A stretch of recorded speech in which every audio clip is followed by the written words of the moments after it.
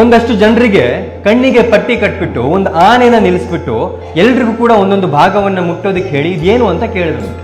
So ಆನೆಯ ಸೊಂಡನ್ನ ಮುಟ್ಟಿದವನು ಹೇಳಿದಂತೆ ಇದು ದೊಡ್ಡ ಹೆಬ್ಬಾವಿದಂಗಿದೆ ಅಂತ.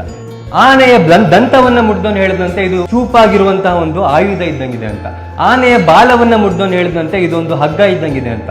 ಆನೆಯ ಕಿವಿಯನ್ನ ಮುಟ್ಟಿದವನು ಹೇಳಿದಂತೆ ಇದೊಂಥರ ಬೀಸಣಿಕೆ ಇದ್ದಂಗಿದೆ ಅಂತ.